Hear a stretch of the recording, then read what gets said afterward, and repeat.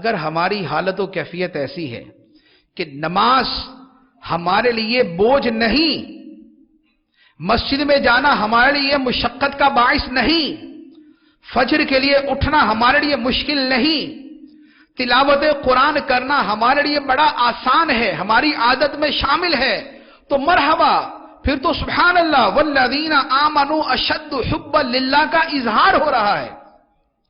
لیکن اگر یہ ہماری کیفیت نہیں ہے تو پھر اس کا مطلب یہ ہے کہ ہمارے دلوں کے اوپر زنگ چڑھا ہوا ہے، دلوں پہ زنگ چڑھا ہوا ہے۔ کلا بل رانا علی قلوبہم ما کانوا یکسبون، ان کی کمائیوں کی وجہ سے، ان کے اعمال کی وجہ سے ان کے دلوں کے اوپر زنگ چڑھ گیا۔ جب زنگ چڑھ جاتا ہے تو مسجد میں جانا ایسے لگتا ہے جیسے پرندے کے لیے پنجرے میں جانا، اور جب یہ زنگ اتر جاتا ہے تو مسجد میں جانا ایسے لگتا ہے جیسے مچھلی کے لیے پانی میں جانا۔ اس دلوں کے زنگ کو دور کرنے کی حاجت ہے، اور یہ دلوں کا زنگ دور ہوتا ہے، حدیث مبارک میں فرمایا گیا، ایک موت کی یاد سے اور ایک قرآن کی تلاوت سے۔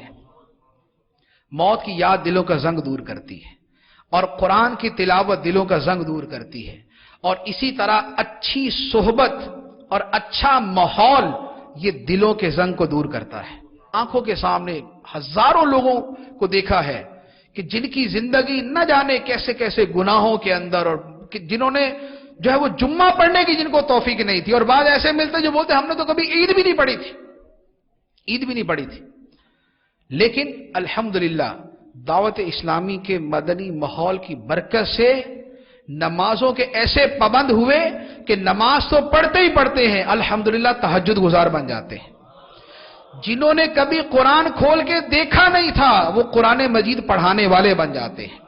جو مسجد میں کبھی پچھلی صف میں نظر نہیں آتے تھے، مصلی امامت پہ کھڑے نمازیں پڑھا رہے ہوتے۔ جو دوسروں کو گناہوں کی دعوت دیتے تھے، الحمدللہ اب کھڑے ہو کے نیکیوں کی دعوت دے رہے ہوتے۔ کیوں؟ اس لیے کہ وہ زنگ اتر چکا ہے، جو زنگ دلوں پہ چڑھا ہوا تھا۔ تو یہ زنگ جو ہے اس کے بارے میں سوچنے کی حاجت ہے، اس کے بارے میں غور کرنے کی حاجت ہے، اس کا محاسبہ کرنے کی حاجت ہے، آج اس کے اوپر غور کرنے کی حاجت ہے۔ یا ایھا الذین آمنوا اتقوا اللہ ولتنظر نفس ما قدمت لغد، اے ایمان والو اللہ سے ڈرو اور ہر جان یہ دیکھے کہ آنے والے کل کے لیے کیا نیکیاں آگے بھیجی ہیں، کیا اعمال آگے بھیجے ہیں۔